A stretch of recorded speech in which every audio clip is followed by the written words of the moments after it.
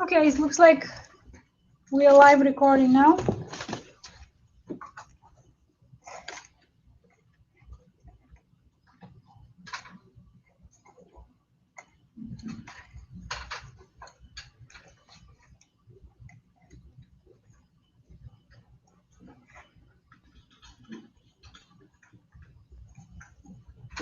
So this is a pretty easy chapter, I think. It's just going to teach us a little bit how to organize our projects with packages. And also, we're going to describe a very common architecture model for an application. It's very common that an architecture is divided in 3 different layers or tiers, which are the presentation, the business class, and the database layer. Yes, Dave?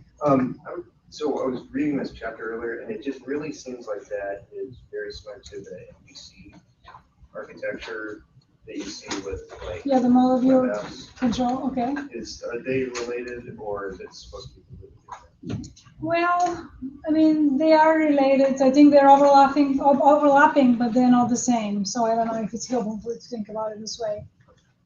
So for the Java case, it's very common to have this kind of separation. Of course, the presentation layer is going to be your UI, whatever that means, and there's the point, whatever that means, right? However you're interacting with the user is the UI. The business classes are going to contain rules, such as, for example, if there is a certain product ID, what are the corresponding, instance variables that are associated with it, or how much you should charge for something, or how you should handle certain users, and so forth. So these are the business classes. And also it is fairly common to have business classes that are mapped to database. So you have the same view as is the database, except described in a Java class, and that allows you to interact between the two.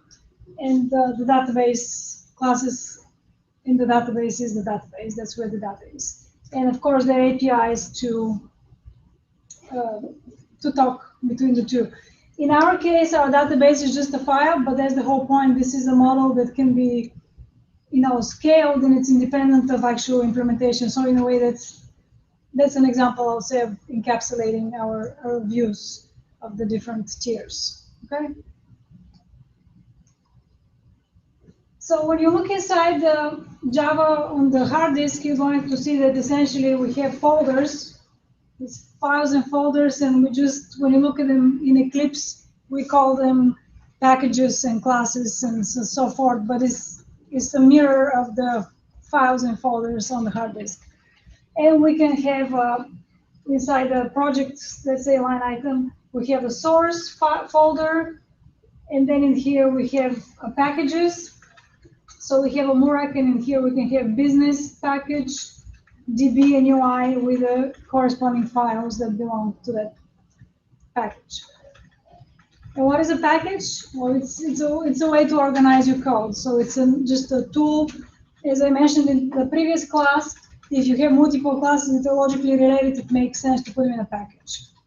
We've been using so far the default package, but you can rename it and customize the packages. And as I think mentioned, it's common if you're creating your own app, you use the reverse URL notation for the package name. In other words, it will be com.stanimeredit and then the name of the file. So reverse the URL. The reason why is because that's unique, more or less, and it guarantees that if you put an app in the Google App Store, it's going to be unique in that way. Blake? So with large projects, would it typically all be stored in one package, or do you have multiple packages? No, you just have multiple packages. You just break it down as much as necessary to make sense. Yeah. The more you break it down, it's more work, but probably ends up being easier to manage when you know where things are. Okay. So note here also in our case, again, like I said, we don't have an API interface for the database, but we have a class that deals with our database, with the class that contains our data product DB. So it's going to go in the DB folder or package, and then later maybe we can upgrade it seamlessly, change it with something more complicated, but the structure remains the same. In the UI, we don't actually have any form yet or anything like that, but in the app class or the class with the main, this is where we interact with the user, so that's our UI.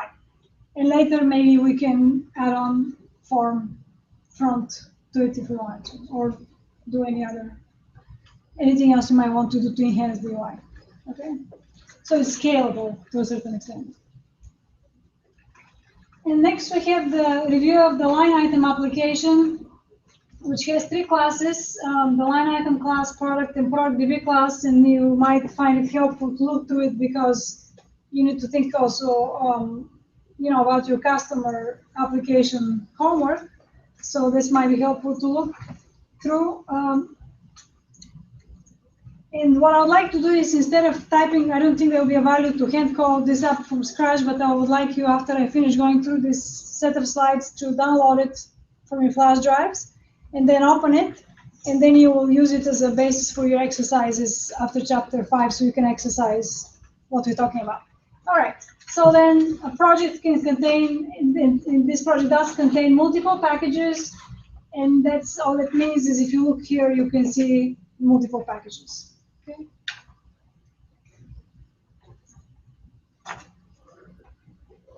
And I would like to show you, I think the exercises lead you through this as well. You can add and remove packages, and I'll show you how to do that, and you can also rename your packages after you create them. And again, if you look on the hard disk, you'll see a mirror of this organization in terms of folders and files. Okay, so these are your class diagrams for this particular application. And I do think it's helpful to create this kind of diagrams, even if you have just a couple of classes to start working. That's a good starting point when you code your homework assignments. And that uses UML, as you can see. And we see here the connections. The product DB class is going to have a class getProduct that returns the product. And then we have from the line item several interactions here with the product class. Okay. Do you remember what these mean, the plus and minuses? Fields are private. The fields and methods and the plus and minuses are the private or public. And how about these? Return types. These are the return types. And how about this? Inputs. The parameters, the arguments. Okay, yeah. And there's the name of the class.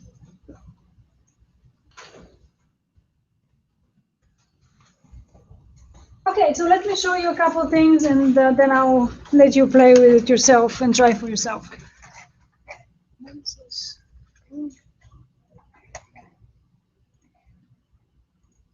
So I'll just start fresh. Let me start Magnify first.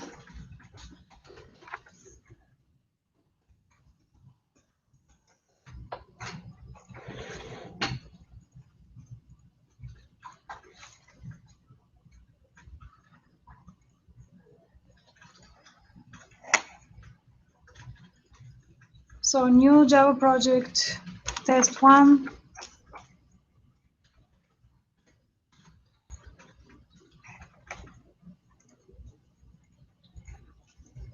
And now if you open it, the way it was created, it has a source file here. And if you click on right click, you can either right click or you can go File, New. And then all you have to do is say New Package. And you give it a name. So UI. And are we clicking Create Package Info Java or? Let me see. So I'll create another one. So New Package. We're doing this, I'm sorry, we're doing this inside of the Murat line item, is that right? Well, I started a new test 1, which is not, I'll let you work on the light item afterwards. So do a test 1. Just do a test 1. Okay. And so then another package. And are we clicking Create? No, just put a name here. So the next one is going to be, I'll name it Biz with a Z, and then I'll rename it. So I'll name it Biz for now. What was the first one? UI, this is just for practicing, so you can name it anything you want. I'm just doing UI, business, and DB. And again, this is really not, there is not much to it really, but, and the last one is, let's say, DB. And now I have the 3 packages. And now I realize that I don't want to name it Biz, I want to name it Business. And so you can say To rename pretty much anything in Eclipse, you go to refactor. So that's what you need to know. If you didn't know, refactor, rename, and I'll change the name to business.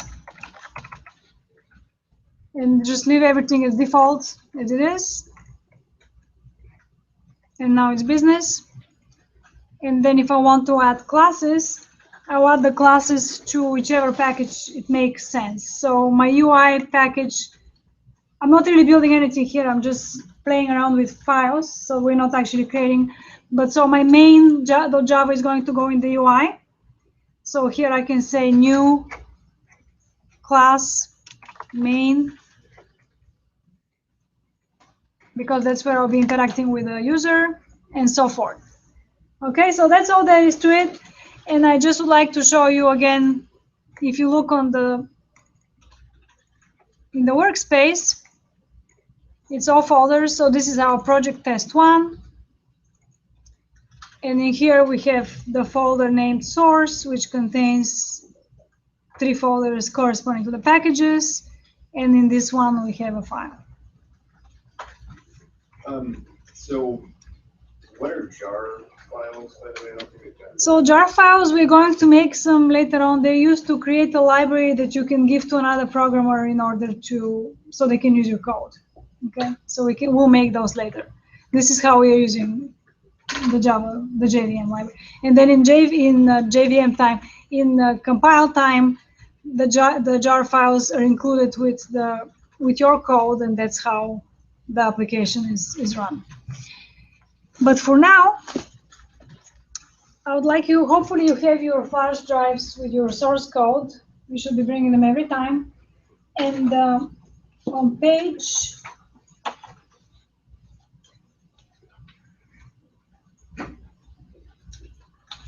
144 in the book, and please share books if you need to, there is exercise 5-1, which will just allow you to play around with the line item application from the source files, so you can practice this. And after you finish it, we can maybe take a quick break, go over the debugging and testing material, and then I'm not finding the source files. do the same. Hold on a second. And after that, if we still have time left over, I can answer maybe any questions about the assignment, or you're done, but we have lab after chapter 6. Do you want us to actually do the importing of the source code? Well, okay, so here is the thing. The source files are files you should have downloaded from the Murak page, and you should have them on the flash drive. Now, if you don't have, and they come they will be already in a project, so you just have to import the project. I mean, you need to get it however you want. I happen to have included it here in our week 4. There is a copy of the chapter 5 line item. It's a zipped file. So if you don't have your own, use this one, but I'll tell you that you should bring your own, because this one was zipped as a 7-zip. So you have to unzip it with 7-zip and then import the project. In any case, you have steps to do. It just depends which steps you want to do. So if you don't have it, Patricia, you can pop out the thing and download it. And then you're working on the exercises. Okay. Okay. So then okay, click on it, download.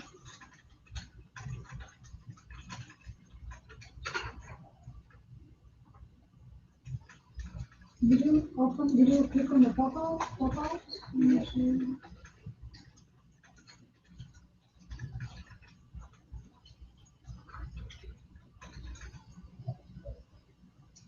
Okay, so that's all right. So you can close this window. I think it looks like you downloaded it. We're going to show it here. So go in the downloads folder.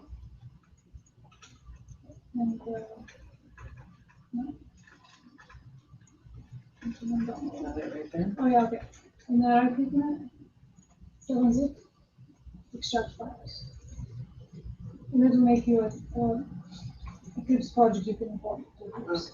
But I do recommend, I know it's no matter what, there are steps you have to take. I think it's easier if you bring them on your flash drive instead of downloading it from the. This one. Can you download? So.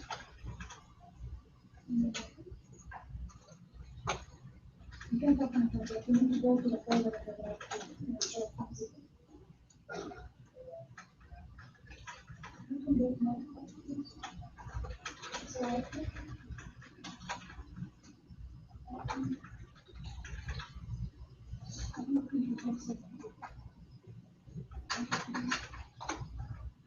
so you need, 7-zip is the name of the zip compression program.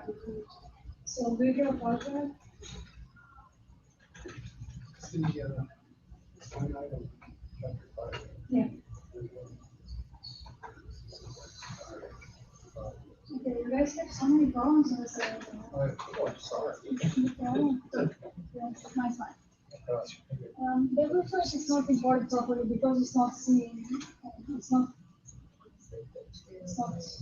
You can't open it. It wants to, yeah, it doesn't want it open. I'll just close, where are your files in here? You guys have it? Yeah. Where are your files? Do you, Are they somewhere on this? I've got fucking to put it on my class. No, I just meant I'd give it to you. Oh, no, You're gonna- oh, yeah, I got it. Okay, so you need to, Thanks. you may need to choose a space. Good, right. So do you have Right. a flash drive? There are so many. Okay, so let's I know. use- When I was in grade school, even though there were only 60 people in my class, at one point there were 4 or 5 of us. It's kind of crazy. I work for the office. Really? That's unique. So you go download It's a real the files. common morning. Oh, is it really? Okay, so I've I opened wouldn't it get now. that. Yeah, most people just call me by my last name. I never introduced myself by my last name, but it ends up, everybody just calls me that anyway. So, Yeah, because you need to go through. there's so many Michael. So try from this side. So you were clicking select archive file, but this one is no longer, this is not an archive, it's just a regular project. So let me give something here to take the guest.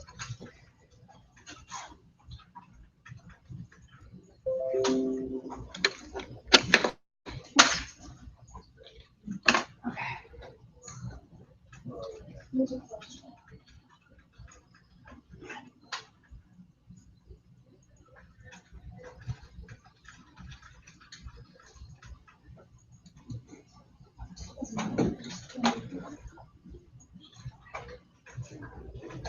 So it's very easy. You can just copy it through and then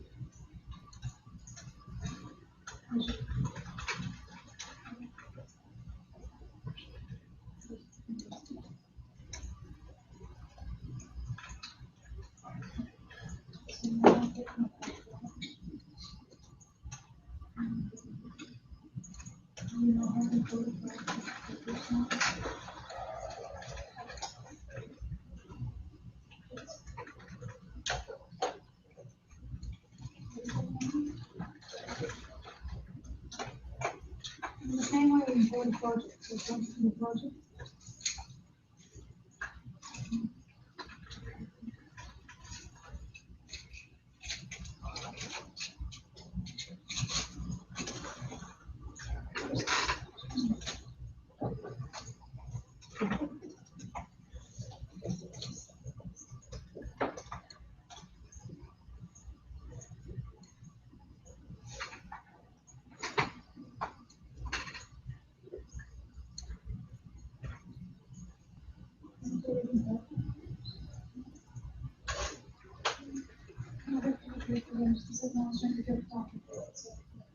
Is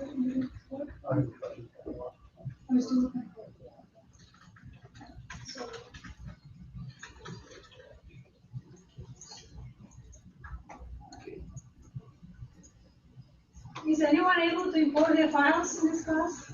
Yeah. Okay, good. We're having a lot of infrastructure problems.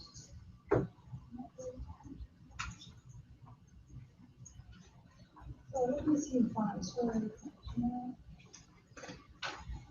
No, that's not it.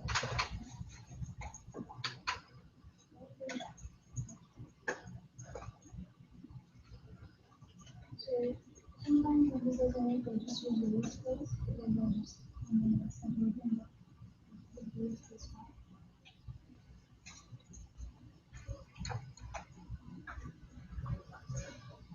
And I'll try the same steps to this workspace.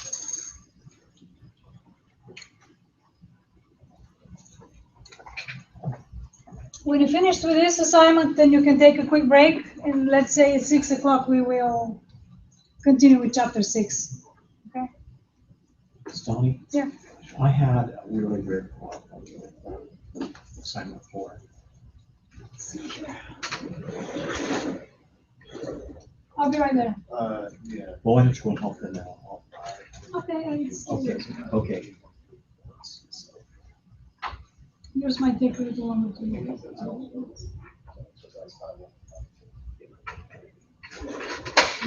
the, I've got to change my workspace. Okay, No, I'll come back. okay, yeah, I've got to change my Okay, workspace. I'll come back.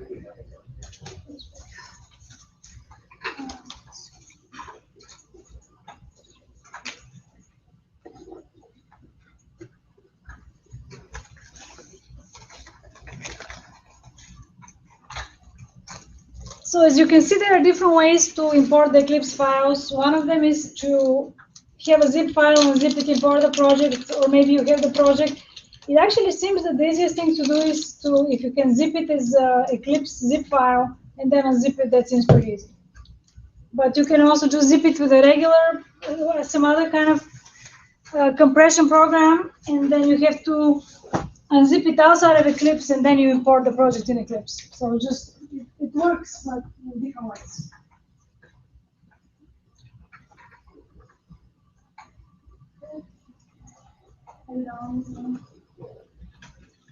So, get to the right book. So search for more, Java books.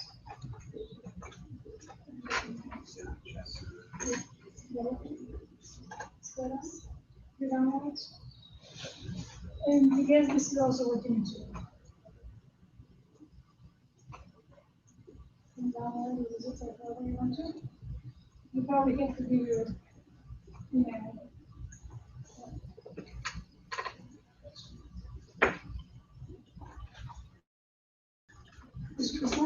Yeah, copying, but try copying the file from your drive to the desktop. Generally, that's not a problem. Yeah. That's also good. Because maybe the source file is good. Can I look at the file again?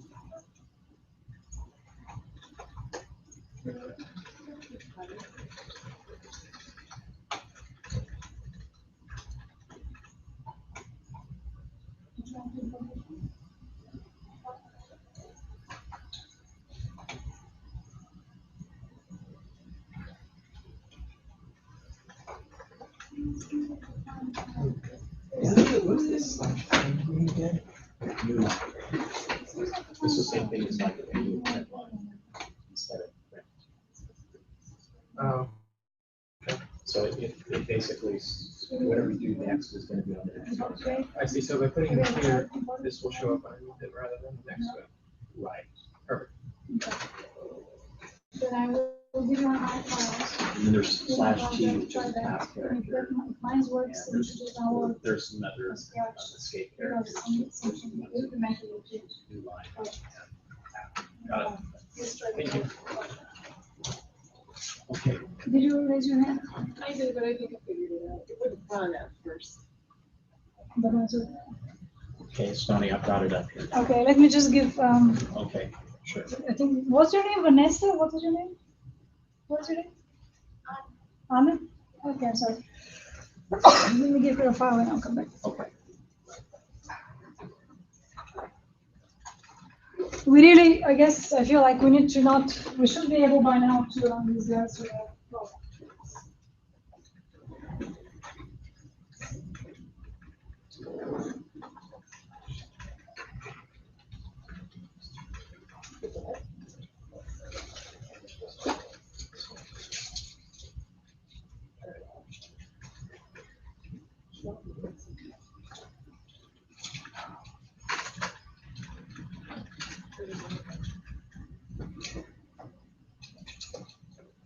Oh, it's because you named the groups.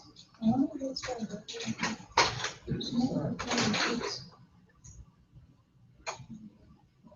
So if you live in the city, I live over in West Seattle. well, that's right, we talked about it. Not too far.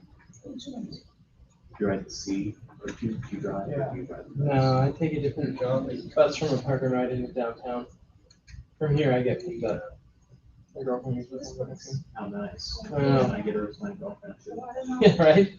Well, she goes to UW, and so last quarter I would go pick her up every week from one of her evening classes. So it's kind of like a, right. So whatever it is. It's a good give and take relationship. Exactly. So for today, Yeah. that is fine.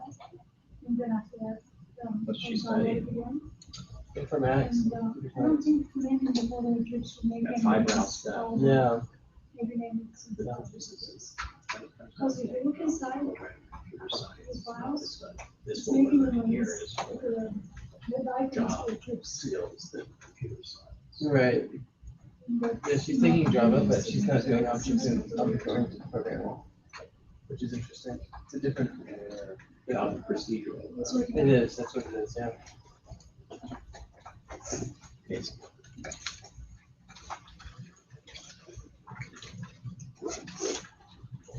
Okay. Okay. So, see, to get the choice about to display another customer, I'm using scanner next. So let me guess, it's not. If I put scanner next line, it doesn't work. Scanner next line should work. but Scanner scanner next line doesn't work, that's why I'm using next. See, if I do it, if I, turn it this way. Oh, that's because you have used next int up here. Essentially, you should just use next line everywhere. That's what I would recommend. Oh, If you use okay, next next line If you everywhere. use and next then- line then it everywhere, converts. it Okay, so converts next everywhere. int is causing, how's that? You know, I don't know why, and the documentation is very obscure. I've tried reading through it. All I can tell you is use next line and it's going to be, Okay, so parse the string. yeah. Okay. If you want to Because it check, was driving me nuts, because it would skip that, it would just skip that line. it's something to do with the way that, I mean, I guess I have some idea, something to do with like the tokens and the return carriages and so forth. But Okay, the short of it is try to changing it, everything to next line, okay, and that should work. thanks. Yeah, we'll try to make sure. That's my. I'm gonna try right now, yeah. So we were saying about public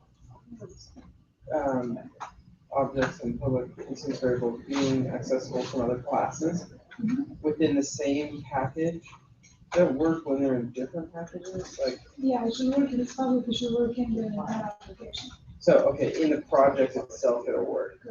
Okay, but not in a separate project. You can't link different projects, can you? So if you want to link between separate projects, you need to use a jar file and some other things which is not. Okay, gotcha. That's what you were talking about. You create the library that other, okay, got it. Good question. It's, you don't have the, I forgot my book today. I don't have the book? Yeah, I have the book.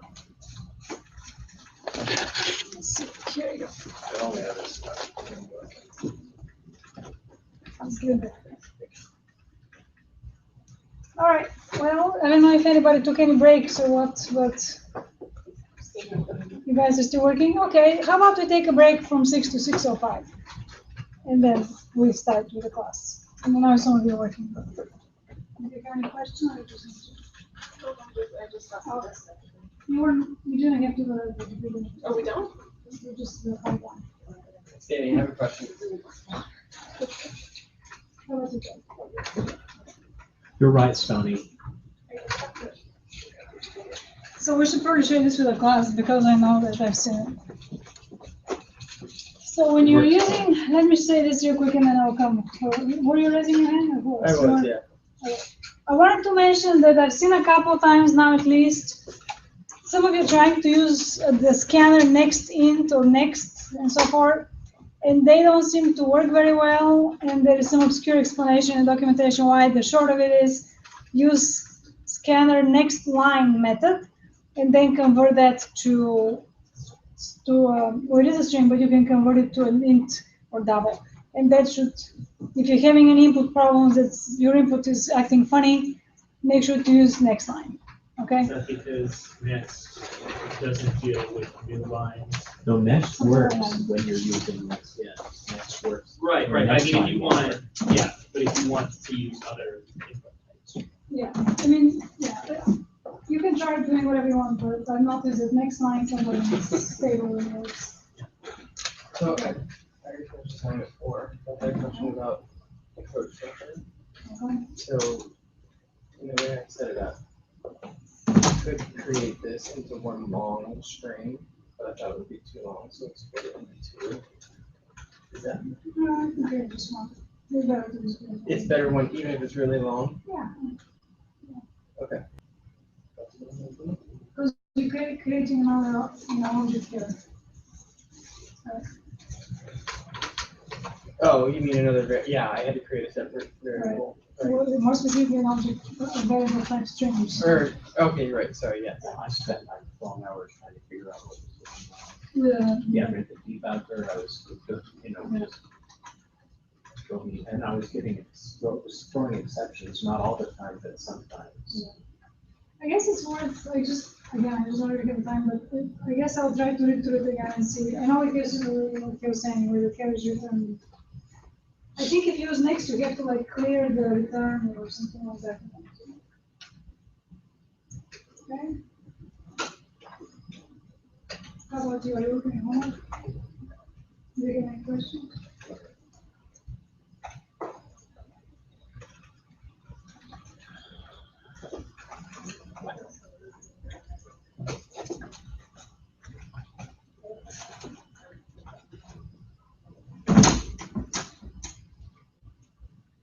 So I have them all at home on the computer. I'm like, I know I did this before.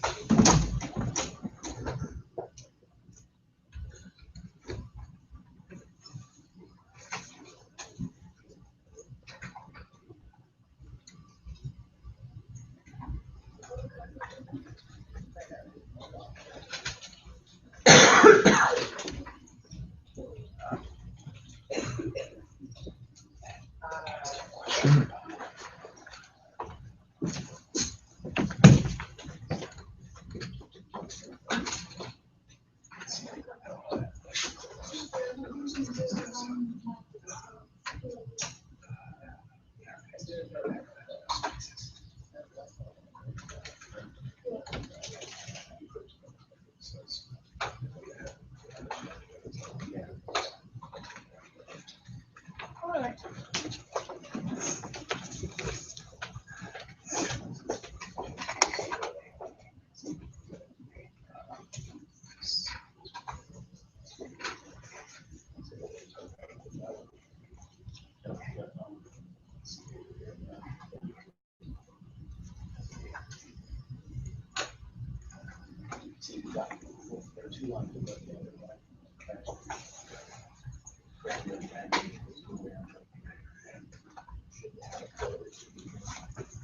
All right. So I would like us to cover chapter 6 as well today, and I'd like to get started. I think we'll probably have some time for lab at the end of the class anyway. But if my wonderful TA can stop TAing for now and then let me lecture with everything. Yes, did you guys solve this problem from last time? Okay, so this chapter 6, so moving to the next chapter, is going to just give us a brief review of what is testing, what is debugging, the difference between the two, and the powerful tools available to you with the Eclipse debugger, and any IDE should have a debugger that is very helpful. So here is an example of an application with a logic error, and who can tell us who can spot the error here?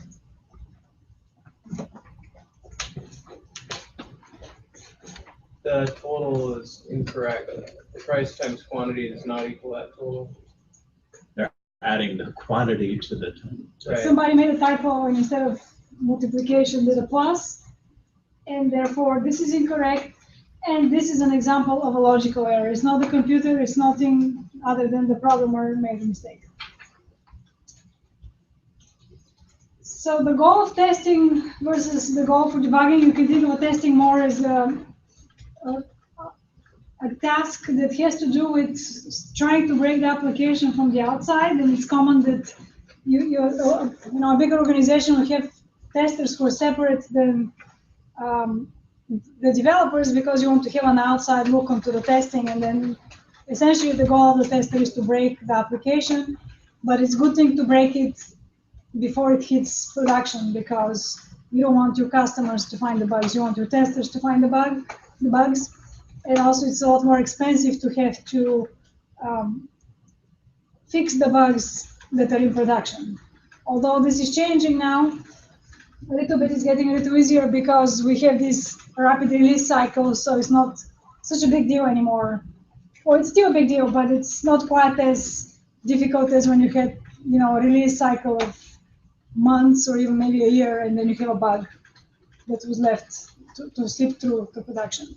So this is the testing, and then the debugging is the activity that you're going to do today, which has to do with just looking at the debugging your program as you code with the goal of fixing the bugs. So it's a programming task to debug the code, and then you follow the variables, the values of the variables, and then if you have any problem, the programmer fixes it. So that's the debugging versus testing. We can focus on 3 test phases, although testing is a very vast topic. We should talk a lot more about it. When you're working with your programs in the scope of this class, you need to, and before you turn your assignments from now on, because you're now aware of the checklist here, make sure that the user interface works correctly.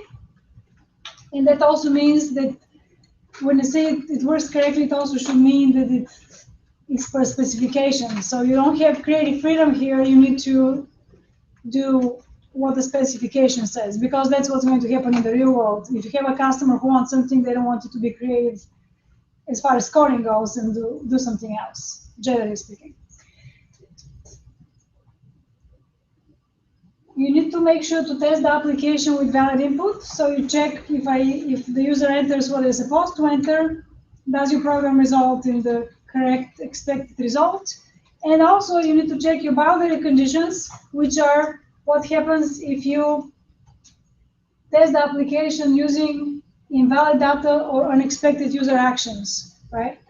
So that's the kind of testing that you can do. We haven't really learned how to handle unexpected results yet, but we will. And you need to make sure to check for that as well. And that is, of course, it's on a spectrum. You can check maybe if they're entering an empty string, if it's in the range, if it's the correct data type, and it can be a lot more sophisticated. As you know, if you're entering a car number, it can check for you that it's the right format, but for this we need regular expressions. But these are the basics, so just be aware of the basics as far as what you should be testing in your program. Also, I guess I would like to mention, you can also, you might need to be concerned about the stress testing, which is if you have an application that is concurrently running, you know that in the beginning of every quarter our website here crashes usually, right?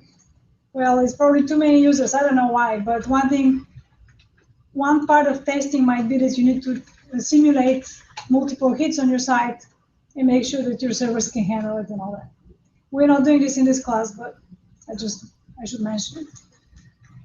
And now talking about the type of errors that can occur and you need to be aware of. You can have compile time errors, or also known as syntax errors. And if those errors happen, that's actually good news, because it means that the IDE is helping you catch the errors. You're not going to be running an application with problems, because you can't run your application until you fix the errors. So the compile time errors are going to be when you see the squiggles, the red squiggles, and you can't run. These are syntax errors, and I'll show you some examples of those shortly. Then you have the runtime errors, which are when you actually run your application, it compiles fine, but then something goes wrong, and then the application crashes.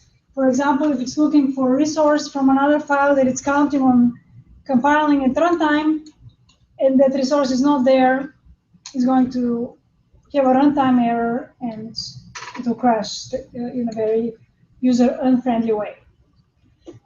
And then the logic errors, I show you the example of logic errors. So if you if your algorithm is flawed, or maybe even your algorithm was correct, but then you coded something incorrectly, it can result in logic errors. Okay, any questions so far? So here are some examples of code that contains errors. So look for those. If you have red squiggles, these are pretty much the kind of thing I'll start looking for if I'm trying to help one of you guys. Missing semicolon. If you're missing a closing parenthesis. So this is open here, but you're only closing one, but you open two, so you need to close two, right? I have seen a couple of times this quarter students putting semicolon here. So the curly braces are part of this block of code, so you don't put a semicolon here, right? If you don't declare the data type here, this will give you a syntax error. What should be the data type here, by the way? String. String. Oh, sorry. String, because next line it turns string. And then improper capitalization, what correction do we need to make here? Lowercase. Lowercase n, right? Or to summarize, you need to look for, if you forgot a semicolon, forgetting an opening or closing parentheses, brace or quotation, either of those can be a problem. Forgetting to declare a data type, using a correct case for identifier, which makes it a different identifier, and then it's not found, or misspelling an identifier.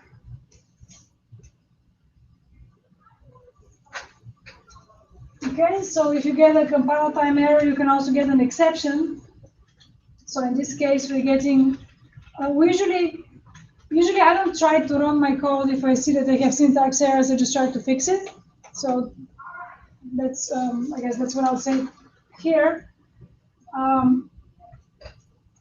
But here is an example of a runtime error. If you have some code here, it's asking you to enter the quantity, and when you enter X, which is not a number, it is expecting a number, it's going to give you an exception in the thread number format exception, item number, and tells you the stack. This is called a stack trace. And when you look at a stack trace, you look at the last line first. So that's where you start investigating. In other words, you're going to start investigating in your own code here, rather than in the Java classes, which is you probably can't do anything about it anyway. Yes, Blake. So are runtime errors usually caused by input? Not necessarily. They're different. There can be more than one cause. But when your program crashed after it compiled, there will be some kind of runtime error. So in this case, it was caused by input. Okay, and again, that's called a stack trace, and then you go here and you start looking at line 25 in that file, and then you see you start investigating from here what the problem might be. And again, our example with the logic error. Something you can do is, even if you don't have a debugger or you don't feel like running the debugger, you should run the debugger, but you can just put print lines. That's a very easy and convenient way to trace to your application and just see what's happening. Are you here? Are you here? Where you are? And you get all this information. And then when it's time to, let's say you're releasing your code, then you will of course, remove it. Okay. And so now we're going to look at the debugger. So this is a very helpful tool that you want to learn how to use. It will help you out a lot. And actually, there was one of the students posted a joke about debugging on the Seattle Center Web Design and Development. I don't know if any of you saw it earlier today or yesterday. So I'll read it to you because it's relevant. So let's see here. Where is it?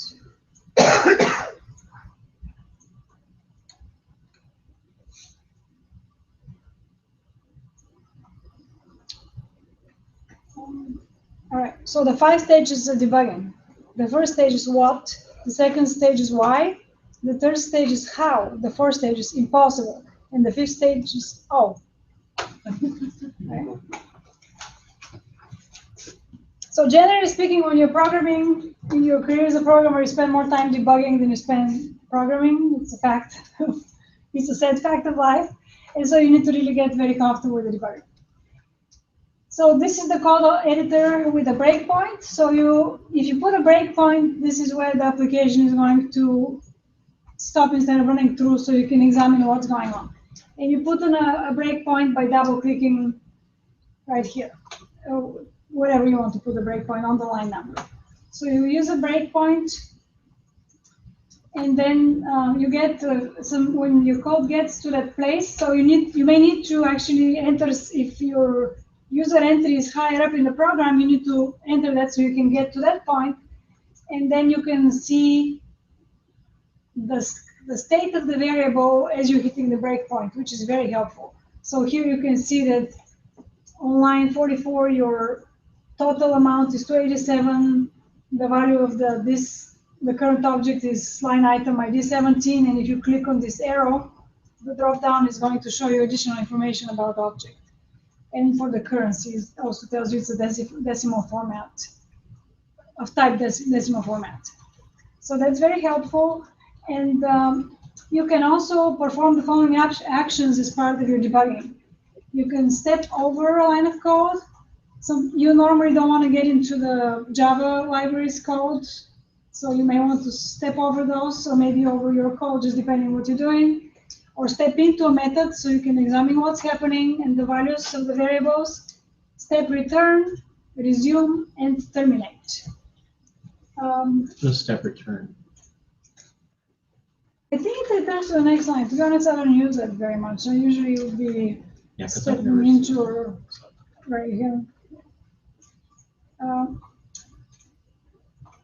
And so this is the call stack window, and again, this is going to be the stack of the methods that are called, and the last one is the one you want to start with, the current method.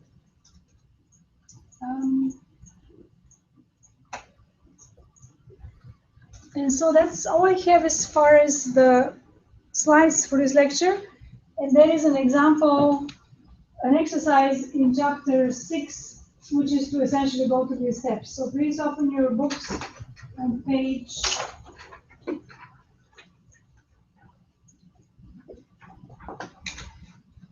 163, and then run through these steps so you can be familiar with the debugger.